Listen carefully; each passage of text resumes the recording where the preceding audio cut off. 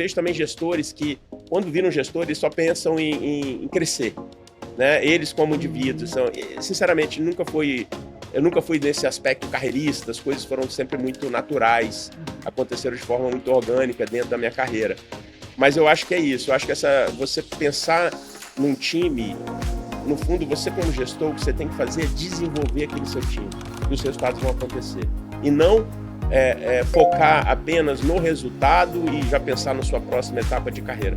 Essa é uma visão que eu tenho. Então, eu já comecei minha carreira em multinacionais, né? Eu iniciei na Oracle, depois passei pela Microsoft, já estou hoje na Amazon, na AWS. Eu acho que quando você vira gestor de pessoas, né, você realmente precisa se dedicar a pessoas. Então, por exemplo, tem pessoas que se motivam com um variável agressivo, uma possibilidade financeira muito grande. Legal. Tem pessoas que gostam de projetos desafiadores. Tem pessoas que, por acaso, elas gostam dessa área mais técnica, de palestrar em grandes eventos, ou de ter experiências internacionais de troca de conhecimento, troca de experiência. Então, no fundo, o que eu procuro fazer é identificar dentro do time os perfis e o que os motiva. Claro, obviamente os objetivos da empresa ele já é estabelecido pela empresa, mas a maneira como cada um é motivado, ela é individual.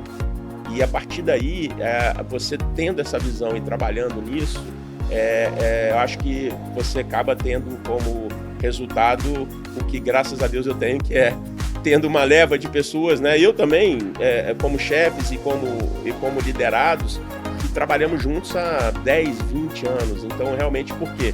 Acho que a gente criou um ambiente que é um ambiente muito positivo, que a gente curte muito, gosta muito do que faz. É a questão do hard skill e do soft skill. Você conseguiu fazer um equilíbrio ali muito bem, o que veio facilitar ali essa sua transição para a área comercial e o sucesso que você teve. Geralmente nessas grandes empresas não é fácil você fazer a transição da área técnica para a área comercial, até porque o poder de atratividade dessas empresas é muito grande. Então elas têm muita facilidade de contratar talentos já formados no mercado para ocupar esses cargos executivos na área de vendas. E o que eu fiz? Na verdade, enquanto na posição ainda de arquiteto, eu praticamente trabalhei, óbvio, alinhado com a área comercial, um projeto, e esse projeto eu fiz assim, praticamente todo o projeto, né, desde a parte que cabia ao meu papel na época, a parte de arquiteto, mas além disso eu fiz toda a negociação comercial e fechei esse grande contrato. E aí o que aconteceu? Naturalmente a diretora comercial da época falou: Humberto, você já está vendendo, né? O que você espera em 2026 sobre IA, principalmente focado nessa parte de agentes? Para mudar e agilizar a administração pública de uma forma tremenda. Perceba, eu não estou falando de diminuir recursos nos órgãos, mas eu acho que cada vez mais a gente está vendo um cenário mais restritivo e mais dificuldade de contratação. E eu acho que a gente pode, com o quadro que a gente tem hoje, entregar muito mais. Fala, pessoas, sejam bem-vindos ao 4Cast. Nem estamos no primeiro podcast de 2026? Que isso, hein, cara? Que coisa legal, hein? Imagina o que a gente tem para poder comemorar esse ano. O que a gente vai comemorar esse ano? 10 anos de 4 Tecnologia. A gente está iniciando esse ano com o podcast número 31. E eu vou falar uma coisa para vocês. Vocês já viram, claro, aí na thumb do vídeo, mas hoje eu estou com um convidado muito especial. Eu tenho certeza que você, algum dia, já esperou sair uma mastermind desse nosso convidado, ou sentar para poder tomar um café para poder aprender com ele. E aí, o que eu fiz? O que eu fiz, Daniel? Trouxe ele aqui para poder compartilhar com a gente aqui todas as experiências, e eu tenho certeza que hoje a gente vai ter uma aula nesse podcast, porque eu estou com ele aqui, Humberto Mancebo. Meu querido, muito obrigado por você ter aceito o convite. Eu sei que conseguir um espaço na sua agenda para a gente bater esse papo aqui é muito difícil. Que isso, então. O prazer é todo meu. Venho acompanhando o seu trabalho, vi vários colegas aqui também, então é uma honra para mim estar aqui no seu podcast. Bateu assim, um filme aí quando você viu a galera passando aqui pelo podcast? Com certeza, com certeza. Excelentes recordações. Eu imagino. E antes da gente iniciar aqui, a gente estava falando aqui, porque o que acontece? Eu estava pegando o que aqui, Daniel? Dicas, porque o que acontece? Falando em vida saudável, você também é ciclista. Sim. Como é que estão as montanhas? Estão desafiadoras. Mas por enquanto estão indo bem. Boa, a gente vai falar disso aqui também. Humberto, primeiramente, eu vou sair aqui um pouco do apresentador de podcast e estar aqui como chat, como um fã do seu trabalho. Muito do que está acontecendo hoje na Quatro Tecnologia e através desse podcast surgiu a partir do momento que a gente começou ali a ter um pouco de contato ainda em 2014. Então, foi um aprendizado muito grande que eu tive com você ao longo desse tempo, acompanhando todo o trabalho que você faz. Então, te agradecer mesmo por esse tempo que você está aqui com a gente e eu tenho certeza que a gente vai aprender muito hoje, cara. Muito obrigado por tudo que você compartilhou até hoje comigo. Obrigado você, é uma honra estar aqui com você. Maravilha. Pera aí, uma pausa. Você viu que tem muito conteúdo, né? Mas antes da gente continuar, deixe seu comentário, seu like aqui, beleza? Humberto, vamos lá. Como que começou essa sua trajetória na parte de tecnologia? É questão de formação? Você já se formou na área? Como é que foi um pouco disso, cara? Eu começo fazendo um curso de ciência da computação na Legal. UNB e saio ali da UNB e entro na área técnica e passo a fazer uma carreira técnica bastante prazerosa. Eu gostava muito dessa área técnica, mas em determinado ponto eu acabei me especializando muito, o que foi interessante, mas isso acabou fazendo com que eu tivesse uma atuação mais pontual, mais especialista, e começou a me afastar um pouco dessa parte de relacionamento, que foi sempre uma parte que me agradava muito. Legal. Então, com o tempo, eu senti que eu realmente precisava exercitar mais esse lado de relacionamento, que eu achava que era um lado que eu tinha muito forte, e aí eu fiz uma migração de carreira da área técnica para a área comercial. Engraçado. Inclusive, né, você foi uma grande influência disso para mim, porque na época o meu gestor, ele pegou, me tirou da área comercial e me colocou na área técnica porque eu falava muito bem sobre nuvem, né? Uhum. A gente é um dos grandes desbravadores. Como é que foi para você fazer essa migração da área técnica para a área comercial? Porque todo mundo acha que, poxa, eu falo tão bem da tecnologia que eu vou me destacar em vendas. E o cara, quando chega lá em vendas, ele vê que não é mais ou menos assim, né? Primeiro que eu acho assim, né, é muita questão do autoconhecimento. Eu acho que a carreira técnica é uma carreira maravilhosa, brilhante, né, e assim como é também a transição para a área comercial. Então eu já expliquei, né, a razão pela qual eu quis fazer essa mudança, e é um assunto que me perguntam muito, e é muito interessante, né. Então eu já comecei minha carreira em multinacionais, né, iniciei na Oracle, depois passei pela Microsoft, já estou... eu estou hoje na Amazon, na AWS, completei agora 9 anos, então foram 10 anos de Oracle, Legal. 10 anos de Microsoft e agora completei 9 anos de AWS. Mas essa transição, no meu caso, ela foi interessante, porque geralmente nessas grandes empresas não é fácil você fazer a transição da área técnica para a área comercial, até porque o poder de atratividade dessas empresas é muito grande. Então, elas têm muita facilidade de contratar talentos já formados no mercado para ocupar esses cargos executivos na área de vendas. E o que eu fiz? Na verdade, enquanto na posição ainda de arquiteto, eu praticamente trabalhei, óbvio, alinhado com a área comercial, um projeto, e esse projeto eu fiz assim, praticamente todo o projeto, né, desde a parte que cabia ao meu papel na época, a parte de arquiteto, mas além disso eu fiz toda a negociação comercial e fechei esse grande contrato. Legal. E aí o que aconteceu? Naturalmente a diretora comercial da época falou: Humberto, você já está vendendo, né? Então a minha transição se deu dessa forma. Eu acho que esse é um caminho super interessante. Mas eu vi também muitas pessoas que não tiveram esse espaço, por exemplo, dentro de multinacional, e aí optaram por sair da empresa, buscar essa posição Em outros em outros players, e futuramente até voltaram de uma forma bem intensa também e tiveram bastante sucesso nessa trajetória. Então, acho que é muito de você se conhecer e trabalhar o que você quer e buscar o que você quer. Acho que é isso. Legal. E na sua atuação como arquiteto, uma coisa que eu aprendi muito isso, trabalhando com um time que você liderava, era essa visão estratégica ali do arquiteto de solução. Porque eu penso que é o seguinte, a minha visão, o time de vendas, ele tem o skill, né, para poder fazer a abertura da porta com o cliente, né, para poder prospectar. Só que o arquiteto ali, ele tem um papel muito fundamental na construção do deal.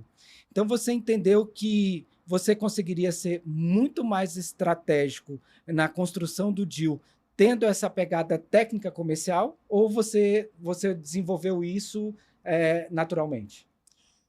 Eu acho que eu tive essa felicidade de ter feito um curso de computação, Uhum. o que por si só já me, né, trouxe com uma bagagem técnica muito pesada, e eu particularmente usei isso como diferencial. Legal. Então eu desenvolvi outras habilidades que são super importantes e pilares da área comercial, mas sem dúvida a parte técnica, ela me ajudou bastante.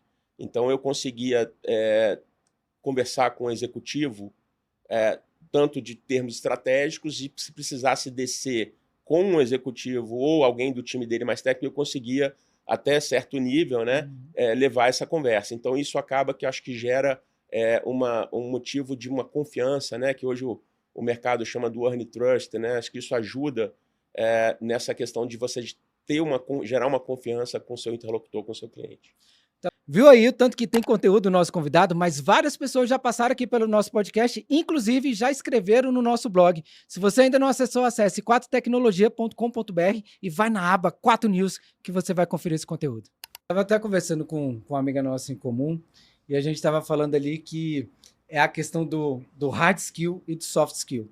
Você conseguiu fazer um equilíbrio ali muito bem, o que veio facilitar ali essa sua transição para a área comercial e o sucesso que você teve na área comercial. Você concorda que a questão do hard skill ele é importante, né? A parte do conhecimento técnico, mas essa parte de desenvolver habilidades emocionais, essa parte do trabalho ali a nível de autoconhecimento, você acha que isso é um dos fatores de sucesso de um profissional de vendas? É interessante essa pergunta, né? E eu venho discutindo esse tema bastante. Eu estou agora com 2 filhos entrando, uma já entrou na universidade, o outro está no 3º ano, e a gente vem discutindo muito isso. Eu particularmente acho que hoje o soft skills vai fazer muito a diferença. Eu acho que obviamente o hard skills, você ter conteúdo é uma base para isso, mas eu acho que com o momento tecnológico hoje, Theo, então se você, e é uma área que me interessa muito, eu leio muito sobre esse tema, fazendo aqui uma prospecção, né, quem sou eu para direcionar essa tendência, mas o que eu tenho lido aponta muito nessa linha da gente ter, por exemplo, uma conexão do cérebro com a nuvem. Então, a partir do momento, então, toda a parte de GNI, né, IA generativa, a forma como a IA generativa acontece, modelo hierárquico, probabilístico, então tem muita similaridade com como o nosso cérebro trabalha.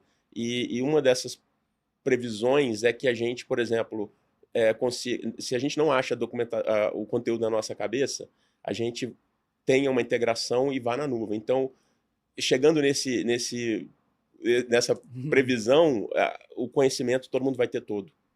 E aí o que pode diferenciar? As soft skills. Então eu tenho recomendado e conversado com meus filhos da importância de ter as soft skills. Então acho que hoje, sem dúvida, isso para mim é algo que vai ser cada vez mais um diferencial nas carreiras. Uau. Você gostou dessa resposta que o nosso convidado Humberto Mancebo trouxe aqui pra gente? Se você quer também que a sua pergunta seja respondida por um convidado, deixe sua pergunta aqui na caixa de comentários que no nosso próximo entrevistado a gente vai trazer o seu conteúdo. Uau. Tá anotando isso aí? É isso aí. Falei para vocês que esse podcast de hoje ia ser uma aula. E qual foi o momento de virada na sua carreira? Porque, vamos lá, você vem uma base técnica muito grande, e aí você vem para a área comercial, né? Atuar ali como account executive, e depois você assume cargo de liderança. Como é que você enxerga esses momentos de viradas assim na sua vida, cara? Legal, Theo. Eu vou citar aqui um aprendizado que eu tive com um executivo bem sênior de uma dessas empresas que eu passei, e que nessa transição ele me falou o seguinte: Humberto, você agora vai ter que entregar através do seu time. Então, acho que é uma palavrinha, né? Ele era um americano e falou through, né? Então, esse através faz toda a diferença. O que acontece? Eu acho que tem as pessoas principalmente quando tem carreira de sucesso, e aí elas estão expostas a cargos de liderança, pode acontecer uma questão que é, como você é tão bem sucedido e você sabe e já tem resultados que comprovam o seu sucesso, você corre o risco de, virando um gestor, achar que a forma como você faz é a forma que funciona e talvez só ela funcione. Então, acho que isso é uma dica aí para os gestores, e pelo menos como eu imagino, assim, a gente, quando você vai fazer através das pessoas, não necessariamente o modo como você faz é o modo que a pessoa vai fazer para ter sucesso. E hoje, cada vez mais, a gente valoriza muito a diversidade. Né? A diversidade de qualquer tipo que ela venha a ter, ela é muito importante. Por quê? Porque gera condições de você ter um leque muito maior de maneiras de resolver, né? A gente, dentro da cultura da Amazon, por exemplo, essa cultura de Custom Obsession, a gente fala de endereçar a dor do cliente, o que realmente o cliente deseja. E não é necessariamente do seu jeito. Então, acho que a gente, quando faz essa virada para assumir gestão, liderança de times, esse é um ponto super importante. Eu também, Theo, uso muito a analogia do futebol, né? Eu gosto muito de futebol. E é o seguinte, você é um grande jogador para ser um técnico. Então, imagina que você virou um técnico, você de repente era o maior centroavante de todos, fazia muito gol, mas você tem um time ali que você vai ter que tomar conta de uma defesa, você vai ter que tomar conta de um meio-campo. Então, acho que essa visão aí é o que eu entendo que seja um caminho de sucesso aí para essa transição de indivíduo, né, contribuidor individual para um líder de time. Você a sua carreira toda praticamente ela foi construída em cima de multinacionais e a gente está falando de Oracle, Microsoft e AWS e são empresas com cultura muito fortes. Quais foram os aprendizados que você tirou em cada uma dessas companhias que hoje compõem o profissional que você é? Legal. Eu costumo dizer que a minha formação como executivo da área comercial, ela se dá na Oracle, e para mim foi um grande prazer ter tido essa oportunidade. Eu acho que a Oracle é uma das empresas comercialmente mais agressivas que eu já vi. Então, isso é uma bela de uma escola, você ali tem muito pouco espaço para errar, e essa pressão, e eu sou uma pessoa que lido bem com pressão, acabou ajudando muito nessa minha construção, tá? Assim, estou falando da Oracle de quase 20 anos atrás, né? Mas, assim, acho que é uma tremenda da empresa e uma cultura de vendas muito, muito, muito forte. Quando eu penso em Microsoft, eu penso numa empresa extremamente estruturada. Então, acho que é uma empresa que ela faz acompanhamentos e de forma estruturada de todos os seus objetivos dentro dos tempos. Então, acho muito difícil uma empresa como a Microsoft, não é à toa que era tão bem sucedida, ela não atingir seu resultado, porque ela vai identificar que esse resultado não vai acontecer muito antes. E você vai ter um tempo, um plano, para você desenvolver um plano e botar na linha correta aí o resultado. Então, eu vejo a Microsoft com essa característica e eu até trouxe alguns desses comportamentos para a minha vida, né? Que eu falei, poxa, assim, não é à toa que uma empresa dessa é tão bem sucedida, Vamos né? trabalhar com previsibilidade aqui dentro de casa? Previsibilidade, controle, follow-up. E aí eu comecei a trazer, falei, poxa, eu preciso trazer um pouco disso mais para a minha vida, né? Porque essa vida nossa acaba sendo tão corrida. E só para dar um exemplo aqui, eu comecei a falar, não, eu tenho que ter algumas metas pessoais. Por exemplo, uma mais viagem com meus filhos, uma viagem só eu e minha esposa, e por aí vai. Então eu passei a usar um pouco dessa metodologia na minha vida pessoal para que a gente, né, tivesse também esse sucesso do lado pessoal, assim como nessas empresas são muito bem sucedidas. E para finalizar, a AWS, a Amazon, é uma cultura realmente muito diferenciada, é uma cultura orientada ao cliente, né? A gente fala do Customer Obsession, né? Obsessão pelo cliente. De fato, isso é verdade.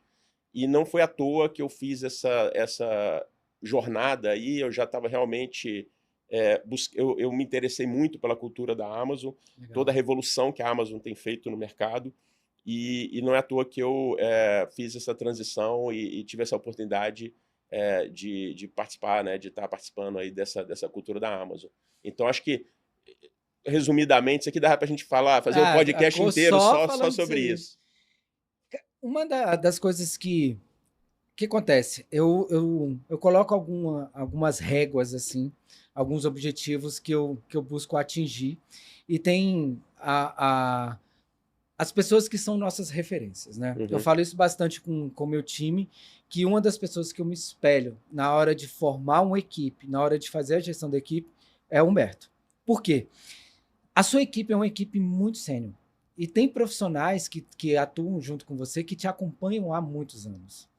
E aí eu queria entender de você o que leva você ter uma equipe que é tão sênior e está tanto tempo acompanhando junto com você. Qual é o fator de sucesso nesse sentido, cara? Legal. Me orgulho muito. Obrigado pela referência. Mais uma vez, eu fico lisonjeado aí com essa sua referência. Eu acho que quando você vira gestor de pessoas, Theo, você realmente precisa se dedicar a pessoas. E aí, quando se fala de pessoas, eu não acredito que haja uma fórmula. Não. O que eu procuro praticar é entender as pessoas. Então, por exemplo, tem pessoas que se motivam com um variável agressivo, uma possibilidade financeira muito, muito grande. Legal. Tem pessoas que gostam de projetos desafiadores. Tem pessoas que, por acaso, elas gostam dessa área mais técnica, de palestrar em grandes eventos, ou de ter experiências internacionais de troca de conhecimento, troca de experiência. Então, no fundo, o que eu procuro fazer é identificar dentro do time os perfis e o que os motiva. Claro, obviamente os objetivos da empresa ele já é estabelecido pela empresa, mas a maneira como cada um é motivado, ela é individual. E a partir daí, você tendo essa visão e trabalhando nisso, eu acho que você acaba tendo como resultado o que, graças a Deus, eu tenho, que é tendo uma leva de pessoas, né? Eu também, como chefes e como liderados, que trabalhamos juntos há 10, 20 anos. Então, realmente, por quê? Acho que a gente criou um ambiente que é um ambiente muito positivo e que a gente curte muito e gosta muito do que faz. Só um comentário. Eu assim, vejo também gestores que, quando viram gestores, só pensam em crescer, né? Eles como indivíduos.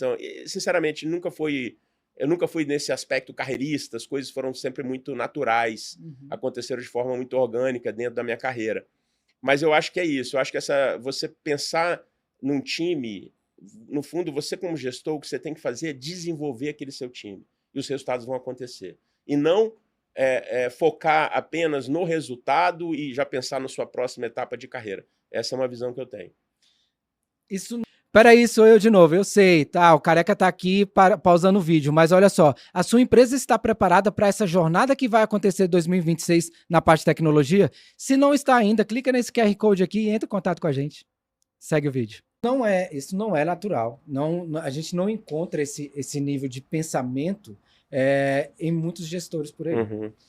E aí, para nossa audiência aqui, essa visão que você tem, como que você adquiriu essa visão? Foi através de estudos, treinamentos? Como é que foi isso, Humberto? Você diz a visão... Essa visão de gestão. De gestão. Eu, assim, ao longo dessa minha trajetória aí, que já se vão aí 29 anos, é óbvio, a gente tive capacidade de muito treinamento. Eu acho que hoje, como eu falei ali, Theo, eu acho que eu invisto muito nessa área de psicologia. Uau. Eu acho que as leituras e muita coisa que eu faço e treinamentos são muito nessa área. Eu acho que não só o treinamento formal, mas a troca de experiências entre gestores e empresas onde você tem um capital intelectual altíssimo, ela é muito rica. Então, como referência, hoje na empresa, né, na AWS, hoje a gente tem um grupo de gestores e que a gente tem feito muita troca de experiência entre a gente, de uma forma, não é também totalmente aberto, mas a gente buscar um tema, entender quem tem experiência com aquele tema, compartilhar aquele tema. E eu gosto muito da técnica de role-playing. Eu acho que um role-playing feito numa sala, com todo mundo assistindo e tendo ali aquele role-play, aquele teatrinho ali, mas para valer, é muito interessante. nesse sentido até, eu tenho uma característica que é trazer isso para reuniões importantes. Então, às vezes, você trabalha um ano inteiro para fechar um negócio ou conquistar um objetivo seu, e esse tipo de treinamento, tipo role play, preparando para esse tipo de evento é muito importante. Então, eu faço isso de forma rotineira. Então, a gente vai ter uma reunião com o cliente, por exemplo, mas já conheço o cliente, atendo que ele é 10 anos, mas tudo bem, vamos nos preparar para esse contexto. Então, acho que essas técnicas aí têm ajudado. Qual é o fator que você atribui, né? E aí eu acredito que seja um tanto quanto difícil, né? Talvez você de responder isso, mas que você atribui o fato das pessoas a quererem caminhar junto com você, Humberto. Eu acho que passa por isso, né? Eu acho que a gente faz, como eu falei para você, esse papel realmente de entender o indivíduo, de trabalhar, e eu trago também alguns atributos meus, por exemplo, que realmente não negocio, né? Uhum. Então, por exemplo, transparência. Todo mundo que trabalha comigo, creio eu, e tenho tido feedbacks sobre isso, valoriza muito essa questão da transparência. E quando eu falo transparência, a transparência é o quê? É momentos ruins, momentos positivos, as pessoas entenderem que momento é esse que a gente está passando. Então, você não vai ter, né, por exemplo, nos times que eu liderei até hoje, você não tem essa questão de, poxa, não esconder coisas e surpresinhas. Então, assim, acho que essas jornadas nossas, né, que você sabe bem disso, não são jornadas simples, né, são jornadas aí com um grau de complexidade muito alto para a gente conseguir atingir os objetivos. E nesses aspectos, tem momentos que vão ser difíceis, duros, e momentos prazerosos, que, né, felizmente tem sido a maioria. Mas acho que é isso. Acho que buscar essa transparência, por exemplo, é um desses valores que eu não abro mão. E eu acho que isso acaba, no contexto como um todo, tendo uma sinergia e gerando uma confiança comigo e nos meus liderados e comigo, com meus líderes também, em que a gente consegue ter jornadas longas e juntos há muito tempo. A gente está no mercado que é extremamente competitivo, a cobrança por meta cada vez mais vão só aumentando, tá? Então, fique sabendo que a gente tem cobrança por metas, eu falo sempre para o time, falo assim, olha, a gente tem números que a gente precisa atingir, né? Por mais que por vezes a nossa companhia não é uma companhia multinacional, mas a gente tem objetivos dos sócios que a gente precisa atingir. Então, com isso, a gente precisa achar esse equilíbrio, né, entre os objetivos da companhia e o cuidado com o ser humano. E você está falando de uma empresa que é uma multinacional, né, uma empresa de capital aberto, que você tem metas cada vez mais audaciosas. E, na sua visão, como é que você equilibra isso junto com o seu time? Legal. Isso eu estou aqui rindo um pouco, porque assim, é um dos meus, hoje, maiores desafios, eu acho que do mundo corporativo executivo e principalmente da área que eu conheço bem, que é essa parte de multinacionais, das big techs, esse é um grande desafio.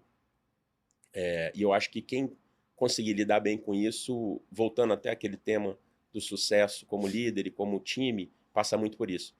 A gente, por exemplo, na Amazon, a gente tem o que a gente chama de work-life harmony, ou seja, harmonia entre vida pessoal e trabalho. Legal. Outras empresas usam, por exemplo, work-life balance, Sim. que é um balanço.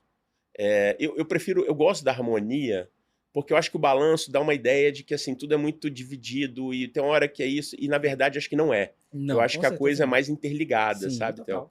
Então, o que eu procuro eu procuro fazer, e não só fazer, mas também passar para o time esse modus operandi aí.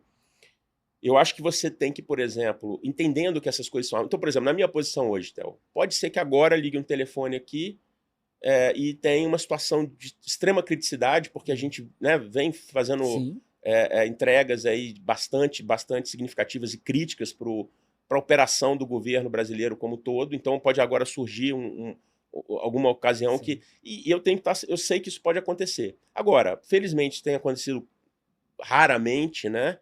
O que é muito bom, mas o que acontece? Eu poderia ficar o tempo inteiro preocupado com isso e tornar a minha vida um eterno foco 100% no trabalho. Eu entendo que, a partir do momento que você consiga administrar isso bem, o que você precisa fazer quando você está, por exemplo, em uma situação com a sua família, você tem que estar ali qualidade.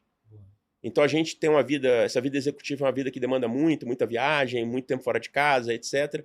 Então acho que o tempo que você está, por exemplo, com a sua família, você tem que priorizar a qualidade do seu tempo. E, obviamente, surgindo alguma coisa, vai acontecer.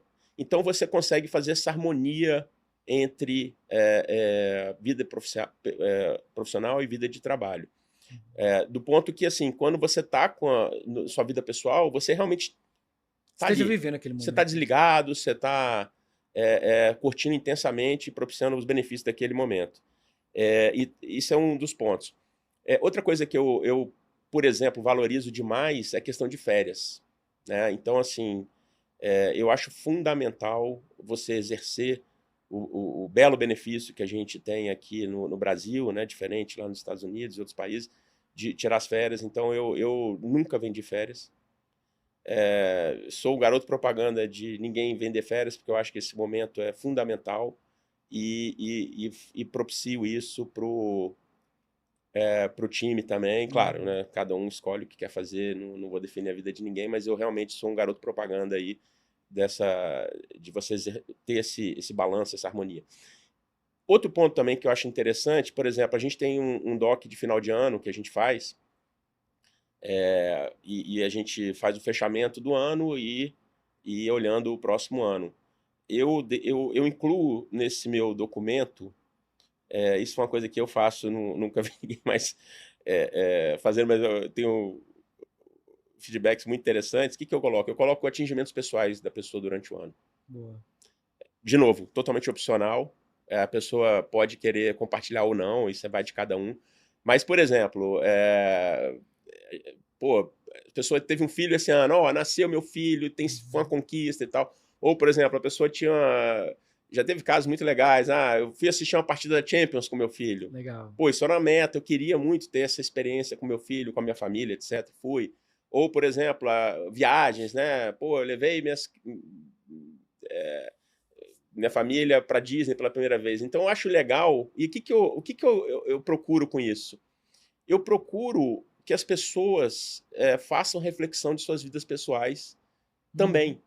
Então, de novo, naquela linha que eu falei, né, a gente é muito estruturado nessas multinacionais para atingir os resultados. Sim. E eu tento trazer um pouco dessa cultura. Vamos aprender. Olha que legal isso, né? As empresas não atingem os resultados. E, vamos também ter um pouco de foco nas metas pessoais nossas para que elas não fiquem esquecidas, né? Então, eu tenho esse hábito de fazer isso. E é muito interessante. O pessoal morre de rir.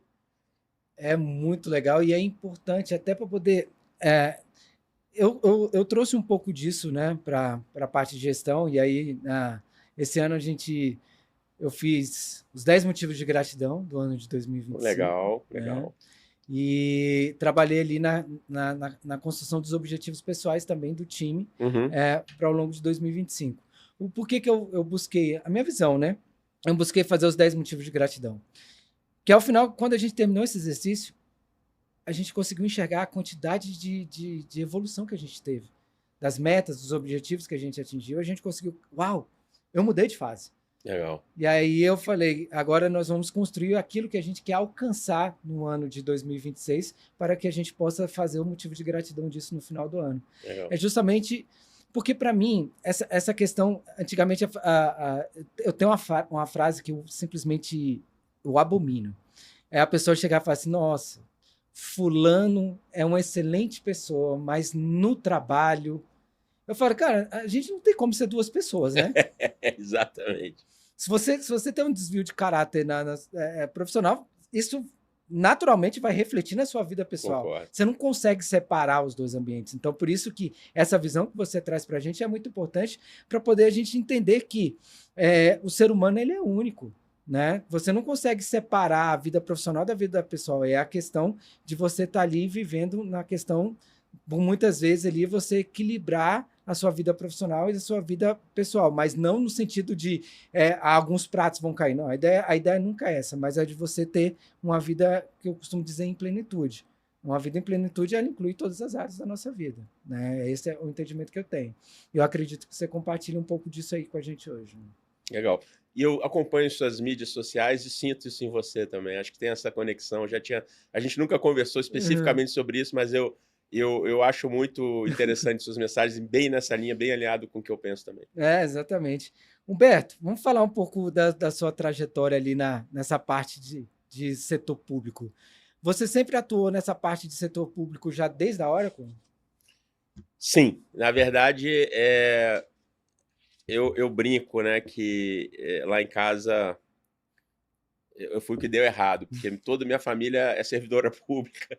Então eu tenho mãe no Banco Central, tive o pai no Ministério da Agricultura, minha irmã no TCU, meu irmão no GDF, então é isso. Então eu meio que o governo já está no meu DNA. Então eu sempre tive atuação de governo ao longo de toda a trajetória e algumas outras áreas também. Então tive uma fase também que atendi telecom, tive uma fase que continuo tendo agora com bancos públicos, que é a parte financeira, então, mas governo sempre foi uma constante aí na minha atuação. Você viu que 2026 tem muita coisa para poder acontecer e principalmente agora focado nessa parte de agentes. E aí uma pergunta que eu faço para você, a sua empresa está preparada? Se não está preparada, clica nesse QR Code aqui e venha falar com a gente. Ali muitas transições, né, na parte do governo. A gente vem daquela parte de on-premise, né, que a gente vendia licença de uso, aí depois veio o advento ali da subscrição.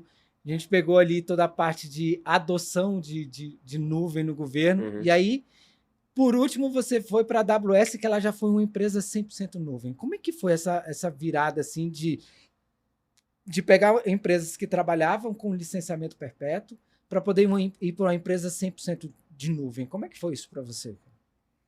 Isso foi muito interessante, né? Porque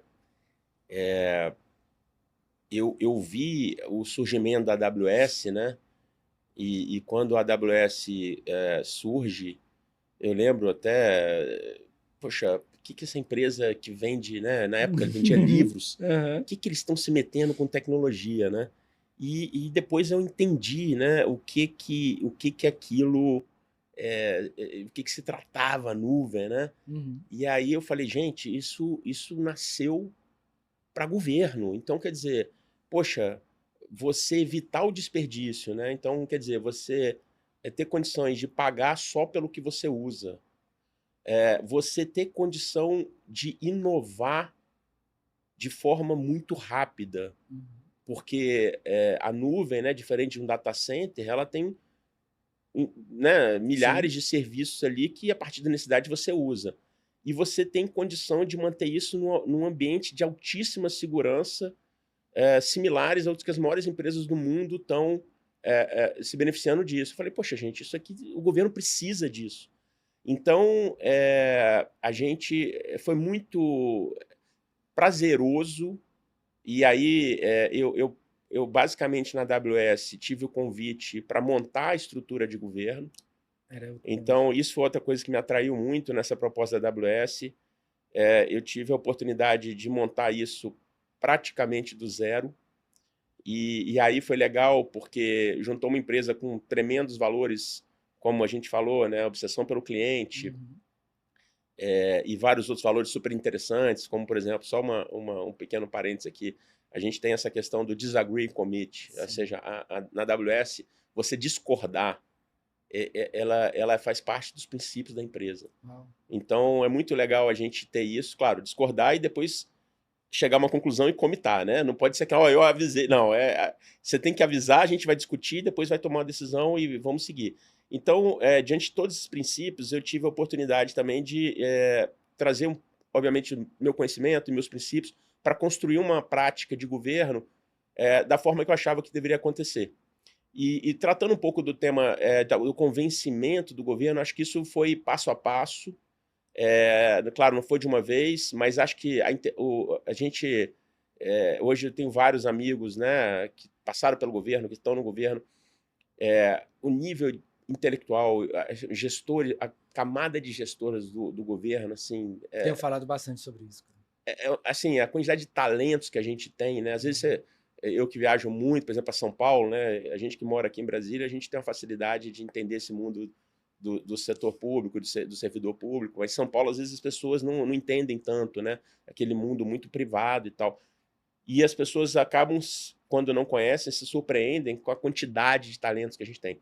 Então, em virtude de tudo isso, acho que foi uma jornada muito interessante, que o governo vem se beneficiando de uma forma realmente muito forte disso que eu falei, né? De você ter condição de não precisar comprar algo que você não vai usar naquele momento, de você ter condição de fazer projetos que outrora não teriam como sair do papel, porque ninguém, né? É o que eu falava muito lá atrás, né?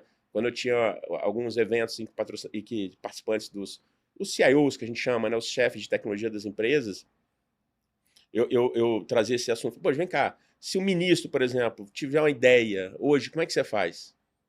Porque aquela ideia pode virar um negócio gigante ou pode não dar em nada. Sim. Então, imagina no mundo antes de nuvem, qualquer ideia, qualquer política pública, o que quer que seja que venha dos órgãos, dos níveis mais sênios, imagina você ter que projetar um dimensionamento computacional para algo que você não sabe o tamanho. Então, esse fator da inovação da nuvem, que mudou completamente o mundo como a gente vê hoje. Então, por exemplo, surgimento de Airbnb, Waze, até o Tinder, né, de namoro, tudo. Por quê? E, de novo, são ideias que começam pequenas e que viram carga de trabalho de escala global. Sim. E que você pode começar com a nuvem. Então, assim, o governo, esse casamento nuvem com o governo, ele faz todo sentido. Porque essas políticas públicas, né, pensando no governo, é outra definição, pensando no governo como uma indústria de políticas públicas, sim. Então vai ter política pública que vai ser super bem sucedida, vai precisar escalar, vai precisar de poder computacional, e algumas ou várias vão ser uma ideia que, por N razões, não vão ser implementadas, e aí você não gastou dinheiro. Então acho que isso foi muito natural e tem sido, e a gente ainda está no dia 1, né, a gente tem esse lema dentro da Amazon, né, o dia 1, a gente está no começo ainda. Então, continuo achando que, para governo, estamos ainda no dia 1, apesar de ter muita história para contar. Com esse share, já tem muita coisa. Mas tem muita coisa para fazer. O que acontece? A pandemia, ela foi uma virada de chave para muita coisa. Eu sei que hoje você consegue já contar essa história, né? Da forma como você está contando, com a quantidade de resultado que você já tem. Mas vamos pensar que é o seguinte, você partiu para a AWS, para poder montar um time de governo, para poder vender soluções em nuvem, né? Foi em 2016? 2016, que a gente ainda tinha um resquício muito grande do on-premise. A gente ainda tinha contratos ativos no governo ainda de sala-cofre. Sim. Né? E aí, como que como é que foi a sua visão estratégica? Não vamos falar aqui, né, do passo a passo, mas qual foi o pilar que você teve a nível de pensamento para poder introduzir essa solução de nuvem, principalmente da AWS, que era teoricamente ali um parceiro novo no mercado, que até então não comercializava. Não tinha nada, né? Não tinha nada, e você falasse, opa, eu sou o Humberto, eu vim falar para vocês de Amazon como serviço de data center. Como é que foi isso? Bom, é claro que assim, as pessoas não conheciam a AWS, né? Sim. Mas eu brinco, né, com a facilidade que a gente tem é da Amazon, né? Eu quando assumi essa posição, a minha filha falou, pô, pai, você vai trabalhar na Amazon. Eu falei, minha filha, a AWS, não, mas você vai ter voucher de compra? Eu falei, não, minha filha, não, é a AWS. Expliquei o conceito de nuvem. Então, eu acho que assim, essa jornada teve essa facilidade da Amazon já ter um nome né? Principalmente no mercado de consumidor, né? O que ajuda muito, todo mundo conhece a marca, mas a gente acabou que eu acho que o momento hoje, Hotel, ele é um momento de experimentação. Então, eu hoje como executivo da AWS, naquela época, né, iniciando a operação, era muito normal, né, eu falar de todos os benefícios. Mas quando esses benefícios que eu já citei, quando você experimenta aquilo, realmente faz a diferença. Então, acho que passou muito por isso. Passou da gente... Primeiro, a gente não quer fazer nenhuma transição completa, a gente não tem como missão, você tem que rodar 100% na nuvem. Hoje a gente mesmo traz soluções aí híbridas, né? E a gente vem fazendo parcerias muito fortes com o governo brasileiro, até nesse tema de soberania e tudo isso. Mas independente disso, eu acho que esse tema da nuvem, ele passa muito por essa questão da gente ter os nossos clientes usando, entendendo o momento de como usar aquilo e a coisa evoluindo. Então foi por aí, tá? A estratégia foi mais ou menos por aí. Legal. E qual a sua visão assim para poder construir relações complexas, né? Relações de confianças, principalmente, vamos lá.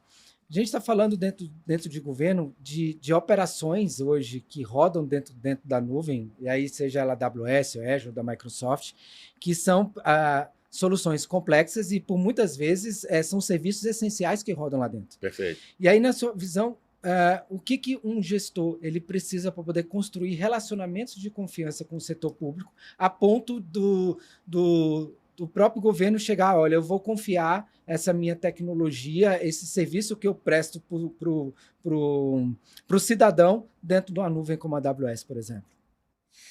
Legal. Theo, aí eu acho que até é óbvio, né? A gente teve um momento nuvem, temos um momento agora de IA generativa, IA agênticas, né? Os agentes de IA. Então, acho que isso, a minha resposta, acho que ela independe do advento do momento tecnológico. Eu acho que eu gosto muito daquela metáfora do você SA, né? Eu acho que pessoas lidam com pessoas. Então, quando eu falo do você SA, é o quê? É você trabalhar aquela conexão de uma forma em que haja realmente a confiança. E para haver essa confiança, você tem que... Cada pessoa é de um jeito, né? Então, você tem que ter os seus pilares de como tratar aquela questão. Exemplo, eu nunca falei mal de concorrência. Tá? Então, assim... E olha que interessante, né? Eu fiz essa transição de carreira, né? Oracle, Microsoft, AWS, né? Sob alguma ótica, são grandes competidoras, né? Sim. Eu até nem penso nisso, tá? Eu acho que é uma indústria que eu acho que tem oportunidade para todo mundo. Eu não vejo competição, mas o mercado, de forma geral, em alguns momentos, há essa competição. Mas o que acontece? Por exemplo, eu lembro que na transição minha de Microsoft para Oracle, foi muito interessante, né? Porque foi minha primeira transição de empresa e eu pensei, poxa, como será que vai se dar isso, né? Quer dizer, eu estou aqui hoje defendendo Oracle e amanhã eu venho com Microsoft. E aí o que acontece? Quando você profissional, e na época eu não era líder de pessoas, né? Eu era um executivo de território, de contas. E aí, quando eu fiz essa transição, eu lembro que a gente tinha um cliente que era a TIM e eu já tinha estabelecido um rapport de confiança muito forte com o gestor de tecnologia da TIM na época, e ele falou, poxa, Humberto, estou super satisfeito, porque agora você vai conseguir me ajudar com todas as questões relacionadas com a Microsoft. Uau. Então eu acho que, independente do momento tecnológico, independente da empresa que você ocupa, Hotel, eu acho que é isso, é você estabelecer aquela confiança. E aí a confiança está nos seus valores, nos valores da empresa, a confiança está em você não falar mal. Por exemplo, a gente... a AWS não fala de competidor. A filosofia da empresa é você focar no problema do seu cliente. E pronto. Então a gente nunca fica falando, porque fulano de tal... Não. A gente foca no problema do seu cliente. Ficar falando, vamos fazer compete aqui. Não tem isso. Claro, alguns clientes, eles trazem a gente para essa seara de competição. Mas a nossa filosofia, ela é realmente de entender a dor do cliente. A gente fala, né, que na AWS a gente contrata líderes. Todos são líderes na AWS, não, desculpa, na Amazon como todo. E é impressionante como isso a cultura da empresa é tão forte. E esses líderes fazem o quê? O líder é uma pessoa que consegue entender uma dor do seu cliente e traduzir aquela dor internamente para buscar uma solução. Então, esse é parte do conceito que a gente tem aí, no caso da Amazon, mas que, dialoga muito com o que eu penso e é muito É sinérgico. porque é uma visão que você já traz, né? Você Sim. já traz de muito tempo. Então, isso se traduz ali na frente, junto ao cliente, quando você vai propor solução. E aí você entendeu que, na verdade, é o Humberto, né? O Humberto, É ele isso. é o Humberto. É Ele isso. está É fabricante isso. XPTO. O que não significa, né, Theo, assim, óbvio, você vai defender, né, você Sim, vai claro. bastante e tal, mas assim, é isso, você vai manter ali algumas dessas suas bases ali em que aquilo vai te gerar um canal de confiança, e essa confiança, Theo, vai fazer com que vai fazer com que seja natural. Você falou, poxa, Humberto, vocês hoje têm projetos críticos, né? Uhum. Projetos que, se parar, param até o país, eventualmente sim. E com base nessa confiança e com todo um arsenal técnico, conteúdo, tudo que a gente também comentou lá atrás, faz com que naturalmente essas coisas aconteçam. E aí, a gente não para nenhum momento para poder pensar nisso, né? É isso aí. Porque é tão natural que você fala assim, uau, E aí, do mesmo jeito também que você transiciona, eu dei o exemplo aqui, né? Poxa, eu saí na época da Microsoft para a Oracle. Olha que interessante, os clientes saem de um órgão, vai para outro, sim. vão para outro, e eles te buscam. Né? Poxa, Humberto, o conceito do Trust Advisor, né? Eles confiam em você pela sua referência, pelo que você conhece de tecnologia. Exatamente. E eles vão confiar também em você, se você, como é o caso que eu citei, de você mudar de empresa. Sim. Eles vão querer te ouvir, porque eles sabem que você não vai falar coisas ali, vamos dizer, só para vender, não. Você vai seguir o que você realmente acha que vai agregar para aquele cliente. Então, acho que essas palavras, às vezes, elas são usadas de forma muito levianas, sim, mas quando você realmente acredita naquilo e incorpora aquilo no seu dia a dia, o poder é muito grande. Total. É surreal. É. Há uns 2 podcasts atrás, eu estava aqui com o Ronan. Né? Grande e amigo. Eu até falei para ele, falei assim, cara, eu vou chamar o Humberto para poder participar aqui com a gente. Ele, cara, que legal, coisa bacana. O Humberto tem muito conhecimento. Eu falei assim, poxa, então eu estou no caminho certo. E a gente tem falado bastante, cara, sobre o quanto que o Brasil tem sido referência em tecnologia, principalmente dentro do setor público. Perfeito. E eu tenho batido muito nessa tecla. Porque assim, a gente tem uma dificuldade muito grande da população, né, do cidadão comum, ele ter essa visão. E eu tenho sido um grande patrocinador disso, levando isso para as pessoas, mostrando o quanto que o Brasil tem evoluído a nível de tecnologia. Como que você vê a participação hoje da AWS nessa questão de transformação digital do Brasil? Legal. Bom, primeiro, é uma honra hoje ser brasileiro e ser brasileiro nesse contexto de transformação digital. A gente hoje é benchmark no mundo. Sim. Eu acho que podia citar aqui N nomes aí, como eu falei, de gestores públicos que foram responsáveis por isso em primeira mão.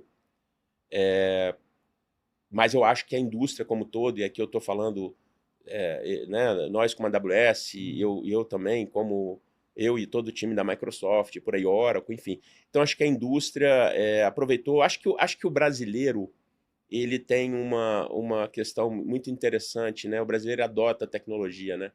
Eu lembro na época que eu estava na Microsoft, né? O pessoal mais novo não vai saber o que eu vou falar aqui, mas tinha um MSN, né? Cara. É o WhatsApp da época, né, gente? Esse menino não conheceu. Esse menino não conheceu, só para você saber, ele não faz a menor ideia do que está isso aí. É o WhatsApp da época. E eu lembro que o Brasil, se não me engano, era número 2 no mundo de uso, né? E assim foi com o Orkut, né, na época, depois Facebook agora e outros, Instagram e por aí vai. Então, acho que o Brasil tem esse viés de tecnologia.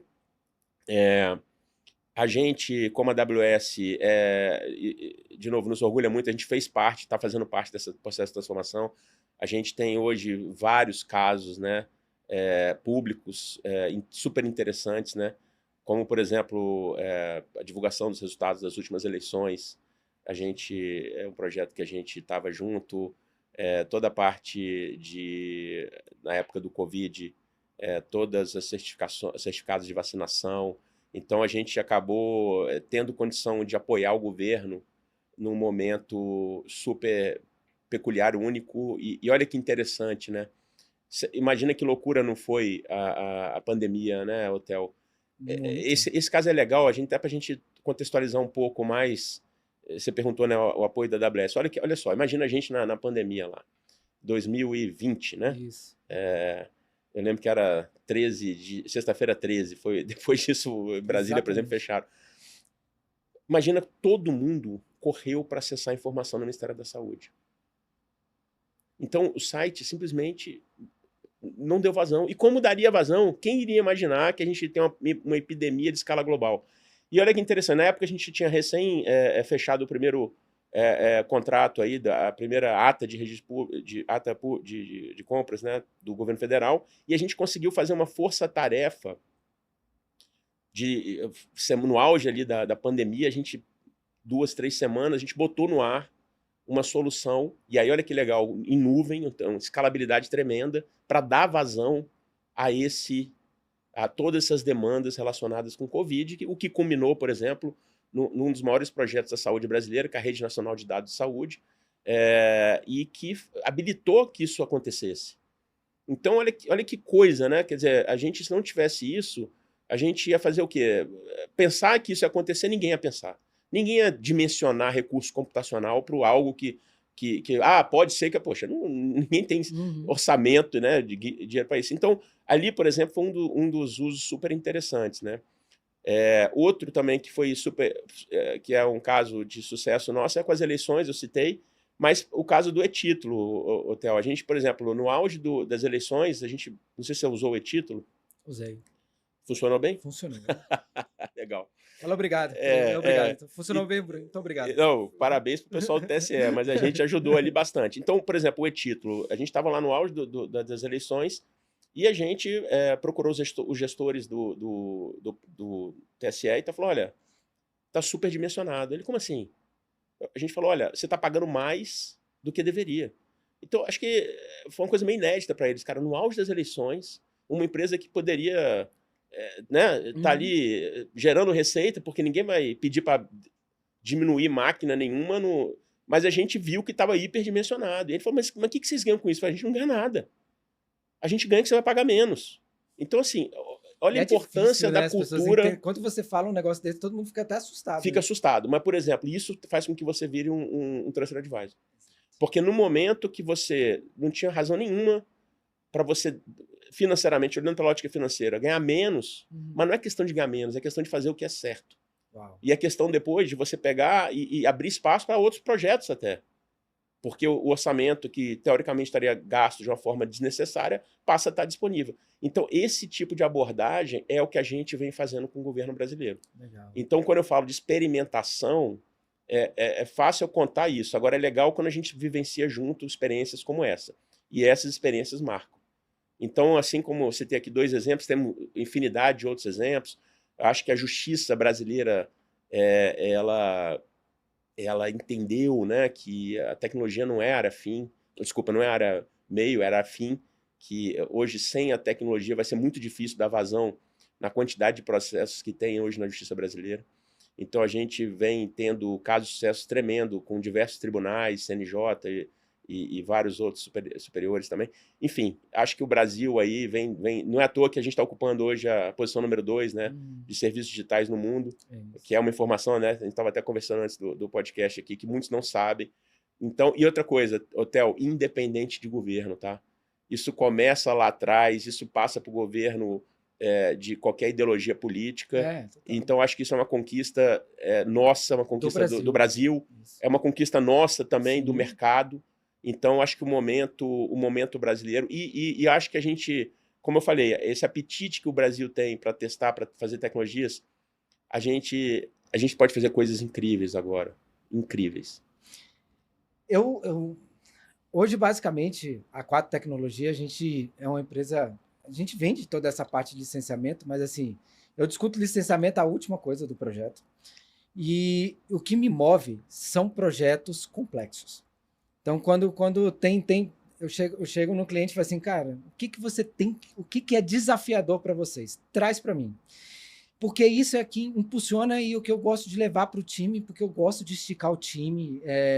Inclusive, você falou, né? A gente sai um pouco de Brasília, quando a gente chega em São Paulo, a gente tem que explicar como é que funciona o governo brasileiro. Sim. E eu gosto muito de ir para São Paulo, porque eu gosto de atuar também no mercado privado, porque Legal. algumas coisas do mercado privado estão um tanto à frente, né? Sim. E isso faz com que eu estique meu time, porque eu pego projetos complexos no privado e depois eu quero levar isso para governo. E na sua visão, o que te impulsiona? Você falou de alguns projetos aí que são projetos de referência na sua visão, mas o que é que te dá aquele gás de você querer ficar buscando novos projetos, cara? Eu tenho uma frase que eu falo o seguinte: para você trabalhar com o governo, você tem que estar apaixonado por governo. Sim. Por que eu falo isso? Porque, gente, o ciclo de venda nosso, Theo, é de 9, às vezes 12 meses, né? Sim. Então, a pessoa que está ali, né, lidando no mercado privado, como assim 9, né? 8, 9, tô falando aqui uma média. Então, é muito difícil lidar com isso. Ciclo de vida longo, a burocracia é longa, né, as coisas têm um ritmo um pouco mais lento, mas tem um outro lado, que esse é o lado que me motiva demais, né? Quer dizer, quando você faz para governo, quando você fala de governo, você fala do todo, do público, de todos. Então, o efeito do que a gente entrega dá um orgulho tremendo, né? E aí a gente tem o Werner Vogels, que é um dos nossos visionários dentro do grupo da Amazon, e ele faz as predições para o ano, né? E no ano, a predição que ele fez em 2024, agora para 2025, ele fala da força de trabalho. E ele pega uma pesquisa, se não me engano, de Harvard, onde ele cita que hoje a força de trabalho ela procura não só vantajosidade financeira, ou seja, bons salários, bônus, etc., mas principalmente esse impacto social. Então, eu acho que assim, o que hoje faz o meu olho brilhar em lidar com o governo é justamente a gente ter a capacidade de fazer essa transformação para o bem de todos.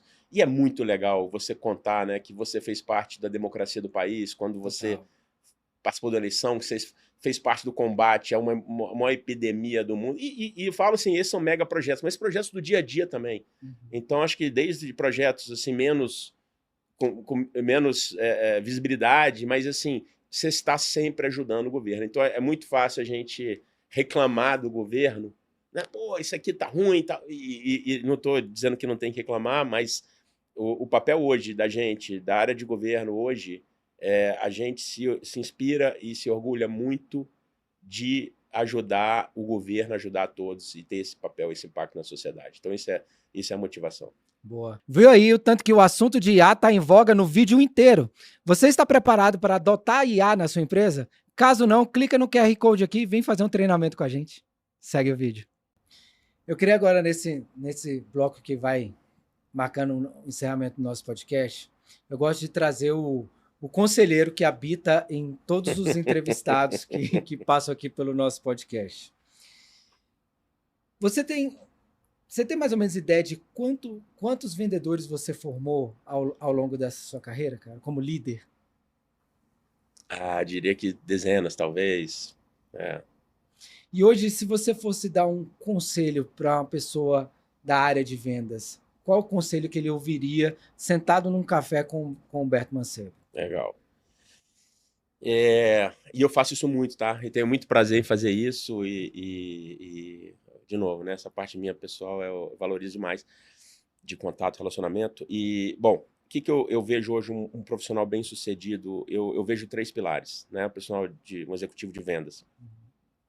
Eu vejo a parte de vendas em si, e aí tá tudo que a gente conversou de relacionamento, gostar de lidar com pessoas, relacionamento, ter ambição por um variável agressivo, acho que isso também é um componente importante, a pessoa tem que estar motivada. Então, esse é um pilar, parte de vendas, tá? O outro pilar que eu cito é a parte de gerência de projetos e portfólio. Então, eu acho que hoje isso é fundamental. Porque a gente agora, essa transição, a gente está vivendo um mundo muito mais de serviço. Sim. Então, a venda hoje, ela não pode ser uma venda... Pô, Theo, eu te vendi aqui, sei lá, um objeto e ano que vem eu venho aqui para renovar. O mercado está cansado disso, né? Pô, o cara vem aqui, na mesma época do ano, ele vem aqui para renovar. Então, isso acabou. Então, hoje a gente está numa entrega de serviço, o que eu acho que é muito bom do ponto de vista da gente como usuário, como cliente, e isso demanda que você tenha uma visão de gerência de projetos. Então, eu acho que, de novo, você não vai ser o gerente de projeto, mas você tem que entender onde começa, o que é um marco daquele projeto, o que é um entregável, quando isso vai acontecer, o que depende de uma coisa de outra. Então, você hoje como executivo não é só vender. Eu acho que você tem que ter essa visão de gestão e portfólio. Então, esse é o segundo pilar. E o terceiro pilar, para mim, é o conteúdo. Então, eu acho que está acabando, Theo, aquela ideia do comercial, aquele que a gente brinca, né? Aquele cara que vai tomar uísque com o cliente, e nada contra o uísque, tá? Até admiro o uísque. Uhum. Mas é aquele que vai tomar uísque e que traz junto ali o cara técnico. Não, o que é técnico é com ele, o resto é comigo. E acho que isso vai acabar, esse modelo. Na verdade, já está acabando. Na Amazon já acabou, né? Na AWS nunca teve. Já começou nesse outro modelo. Então, acho que você tem que ter conteúdo. A gente hoje, de novo, como referência da Amazon, né, da AWS, a gente hoje, todo mundo é certificado, não é a certificação mais, vamos dizer, mais avançada em termos técnicos, mas todos são certificados hoje na AWS. Então, você entra e vai fazer uma certificação técnica. A gente não envolve pré-vendas em discussões que a gente chama de nível 100 ali, que são discussões técnicas, mas no nível inicial. Todo executivo nosso tem que entender disso. Então, o recado aí, né, quem sou eu para ter a fórmula mágica, mas na minha experiência e olhando para uma pergunta dessa num café, como você está colocando aqui, muito bem colocado, eu acho que é isso. Eu acho que você tem que ter essa vontade de vendas, você tem que ter essa visão de gestão e você tem que ter conteúdo. Então, acho que esses 3 pilares aí vão fazer com que você seja um profissional bem-sucedido. Uau! Você anotou isso aí? Você anotou? Anota isso aí. Uma coisa que eu vivo falando, eu falo para o time, eu falo assim, pessoal, deixa eu falar uma coisa para vocês. A gente tem que envolver o nosso time de pré-venda quando a necessidade do cliente passou do nível 100. Até o nível 100, a gente tem que ser capaz de levar esse tipo de discurso. É que eu falo para o time, eu falo assim, olha, vendedor que não se atualiza, que não estuda, ele não vai ter lugar nesse mercado que a gente que está se transformando. Porque antigamente todo mundo falava que vendedor vende qualquer coisa. Eu nunca concordei com isso. Eu nunca concordei com isso. Tanto que o que me levou à trajetória, né, de estar hoje, né, como sócio da Quatro Tecnologia foi exatamente o skill técnico. Que lá atrás, quando a gente estava ainda no ecossistema Microsoft, o meu gestor falou assim, cara, eu vou ter que te tirar, porque assim, a gente precisa de uma pessoa para poder falar de nuvem dentro de governo, poder falar de data center como serviço. Cara, e hoje dentro do time, a pessoa que eu tenho mais ou menos que fala sobre isso é você. Então, cara, a partir de agora você vai ter que estudar e você vai falar de solução dentro do cliente. Aquilo mudou minha cabeça. Porque até então eu tinha a visão do vendedor, que era aquele cara que era o bom de relacionamento, falastrão. Exatamente. Era o cara que estava lá no cliente. A gente conheceu vários, né? Não, muitos. E como a gente conheceu. E eu entendi que eu falei assim, olha, se eu quero ser um profissional diferenciado, eu vou ter que estudar. Então eu passei quase 5 anos ali aprendendo sobre a parte técnica para poder melhorar o meu discurso dentro do cliente. E hoje eu vejo que isso é extremamente fundamental. Quando eu chego para o vendedor, eu falo assim, cara, quais os projetos? A primeira coisa que eu pergunto, quais foram os projetos que você trabalhou até hoje? Qual foi a sua participação nesses projetos? Perfeito. E quando o vendedor vem, não, eu fui lá, abri a porta para o cliente e falei assim, tá, e você consegue levar um discurso técnico para dentro do seu cliente? Você não leva, eu falei assim, amigão, você precisa estudar. É isso aí. Porque aquela visão de que, não deu certo em nada, virou vendedor, minha amiga, caiu por terra há muito tempo. Vendedor hoje, ele precisa se especializar. E Humberto... Me permite só um comentário. Isso é um ponto muito legal que eu tenho feito algumas conversas e tal, dessa questão do vendedor e do executivo, né? Sim. Então, no fundo, assim, no fundo vai fazer a mesma coisa. Mas é isso. Eu acho que é muito a postura, né? De como você vai lidar com aquilo. Você pode ser aquele vendedor genérico, é o que você falou, de vender qualquer coisa, ou realmente você pode ter a postura do executivo. O que é o executivo? É aquele cara que conhece o cliente, conhece as dores, conhece bem o que está representando, consegue fazer a gestão de tempos e movimentos para resolver as dores do cliente, os projetos, por aí vai. Então, isso é bem... Isso aí daria outro podcast aí também. Com certeza daria. Eu tava fazendo... O pessoal chega assim para mim, Theo, cara, você vende qualquer coisa? Eu falei, não vendo qualquer coisa. Eu sou um vendedor técnico. Falei assim, se você me colocar para poder vender iPhone numa loja da Apple, eu não vou bater meta, porque isso não me estimula a vender. O que me estimula a vender é coisas que eu preciso entender, que eu preciso conhecer, que eu preciso estudar, que me estica. Por exemplo, eu amo carro, mas não me peça para vender um carro. Se você me colocar para poder vender um carro ali, meu amigo, eu vou ser um péssimo vendedor. Mas me coloca para poder falar de solução dentro de cliente, para poder você ver. Eu vou sair do outro lado vindo. Então, por isso que esse conceito de que vendedor vende qualquer coisa, pode até vender. Mas um vendedor de sucesso, ele tem um nicho, ele tem um estilo único para determinadas áreas, né? Que é a questão que a gente fala bastante sobre soft skill. Sim. Então, isso para mim, eu acho que conta bastante. E, Humberto, quando você olha para essa sua trajetória, o que mais te orgulha, cara? Eu acho que assim, eu me orgulho muito da trajetória como um todo, sabe, Theo? Eu acho que eu consegui, ao longo dessa trajetória, e aí de novo, né, não dá para separar o profissional do pessoal, eu acho que eu consegui fazer amigos que são amigos da vida inteira. Eu tenho alguns grupos aí que oriundos de momentos de trabalho que a gente se divertia tanto, cara, que trabalhava ao mesmo tempo. Então isso para mim é um grande orgulho. Eu tenho muito orgulho das entregas que a gente tem feito, né? E aí, de novo, é óbvio, eu não trabalhei só em governo na minha vida, telecom, finanças, etc. Mas agora, nesses últimos anos especificamente aí de governo, a gente tem... Aquela pergunta anterior, eu tenho um orgulho tremendo de ter feito parte dessa jornada de transformação digital do governo, que, de novo, está no começo, está no dia 1, ainda tem muita coisa que a gente vai ver, muita coisa legal está por vir aí. Então, e eu tenho orgulho tremendo de tudo isso que foi feito, e acho que tudo que eu aprendi, as dificuldades, me fizeram realmente melhorar. Eu acho que nessa cultura toda eu comecei exercitei muito essa questão de feedback, dar e receber, e a gente se melhorar como ser humano. Então, me orgulha a trajetória toda em si. É difícil destacar um ponto ou outro, mas, enfim, são são 29 anos de atuação aí que tem bastante história legal para a gente contar. Legal. Peraí, só mais uma pausa. Você viu que esse conteúdo aqui desse podcast poderia ser facilmente um artigo? E lá no nosso site, várias pessoas que passaram aqui, como o Geraldo Barcelos, a Amanda Fonseca, já escreveram os artigos no nosso site. Então acesse 4tecnologia.com.br e clique lá e assista os nossos conteúdos. Segue o vídeo. Eu não vou falar quem, mas eu encontrei um executivo seu, certo dia, numa padaria. Olha aí, olha o risco agora. E aí, meu amigo, ele estava vindo da academia. Eu falei, cara, tá no estilo de vida saudável agora. Ele, não, isso aqui é um dos pilares agora, que a gente tem que cuidar da saúde. E a gente falou aqui no começo sobre o fato de você, né, gostar hoje de mountain bike. Você leva essa cultura da vida saudável pro seu time, cara? Eu levo, mas assim, ao longo dessa jornada toda eu aprendi assim, a gente tem que tomar cuidado para não levar de uma forma exagerada, né? Então o que acontece?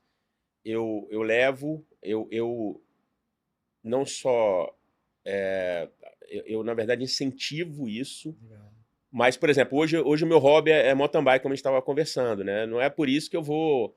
Não, vai todo mundo pedalar. Não, né? Mas assim, por exemplo, eu já fiz off-sites, aliás, sempre que eu consigo fazer um off-site com um pouco mais de tempo, eu faço atividades físicas. Então, por exemplo, a gente fez uma vez em Jurerê, e a gente ali contratei uma professora, deu aulas de beach tênis, está no comecinho do beach tênis e tal. Então, atividades... Então, eu procuro incentivar isso bastante, tá? Legal. E quando as pessoas... E naturalmente, Theo, isso é uma pauta que me atrai muito. Então, as pessoas percebem isso e vêm conversar de de atividade física comigo é um papo que sempre me interessa muito. Então, acho que de forma natural, sim. Quando eu falo que tem que ter um certo cuidado, é porque, assim, de Sim, novo, claro. né? Tem pessoas que não querem, não gostam, não vão. Mas, de uma forma geral, eu incentivo bastante. E você acha que isso influencia na carreira do vendedor? Essa questão de hábitos saudáveis? De novo, né? É difícil você sair com uma fórmula única, mas eu particularmente acho que isso é fundamental. Eu acho, assim, eu vou falar um pouco por mim, tá? Assim, o dia que você tá em dia com sua atividade física, parece que a tua produtividade, a sua criatividade, ela aflora, né?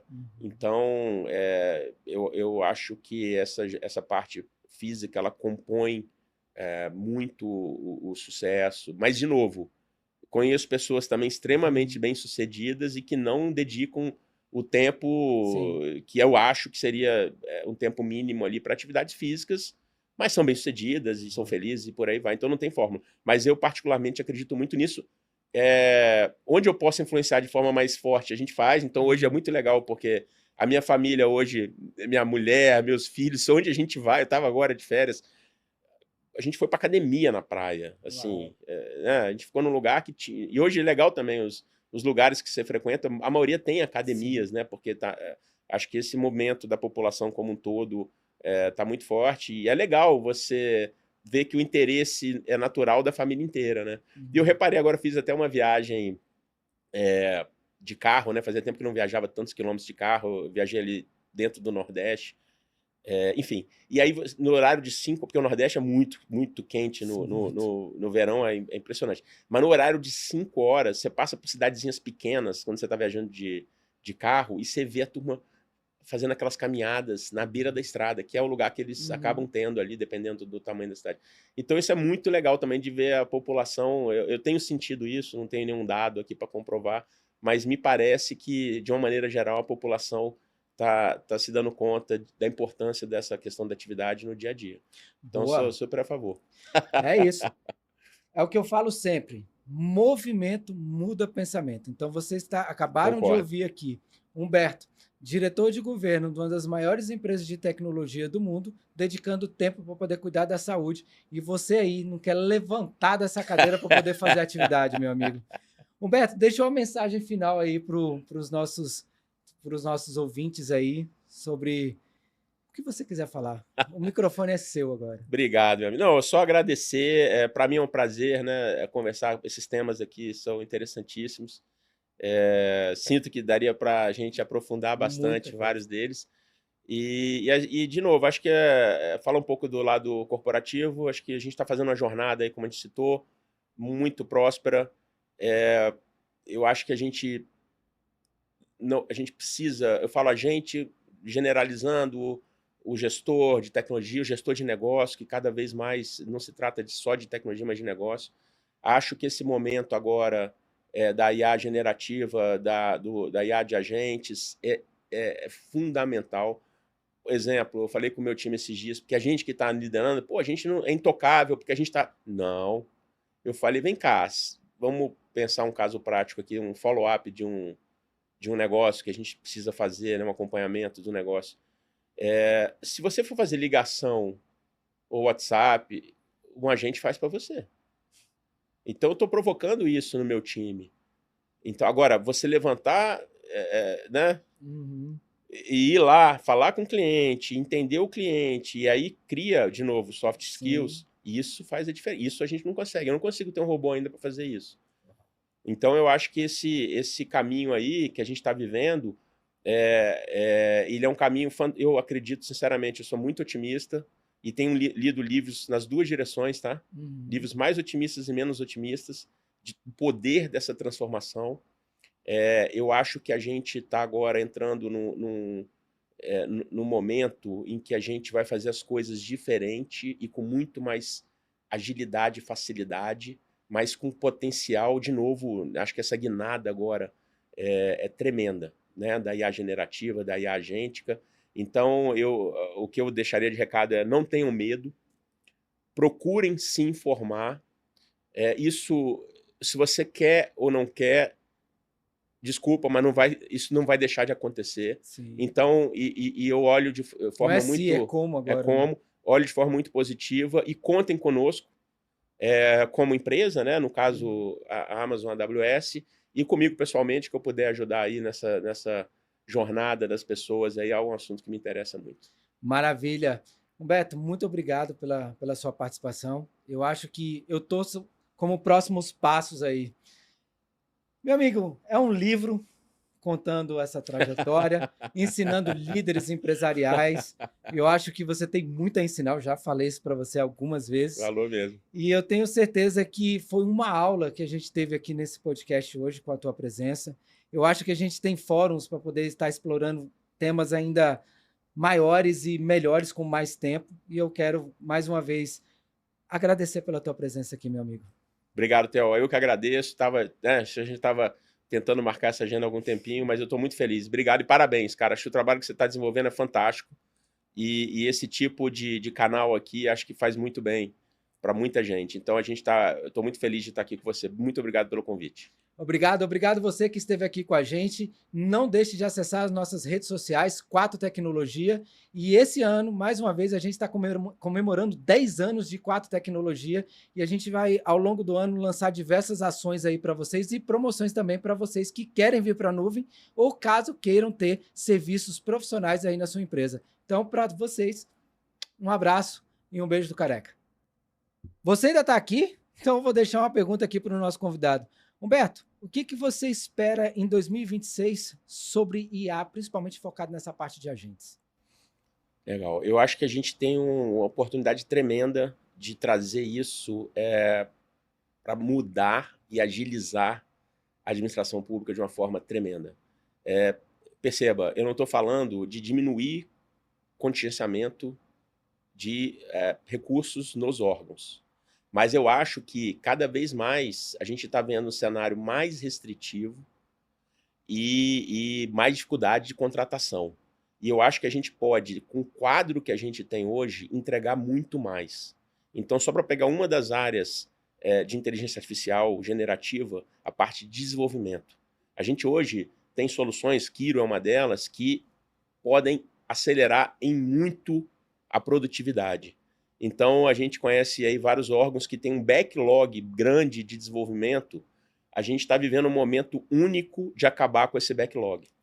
Então, acho que o ano, e acho que essa é uma das grandes apostas para 2026, é a gente ser muito mais produtivo com os headcounts, com a quantidade de pessoas que a gente tem hoje na equipe. Então, talvez a gente consiga aí, não sei se acabar com o gap, mas diminuir bem esse gap. Então, essa é a minha aposta para o 2026. Você anotou? Se você não anotou, anota essa dica, porque essa dica é sensacional e valiosa. Vocês vão ver que a comunicação ao longo desse ano, focado nessa parte de agentes, vai estar muito difundida e você teve a oportunidade de ouvir aqui de um próprio diretor da área de tecnologia.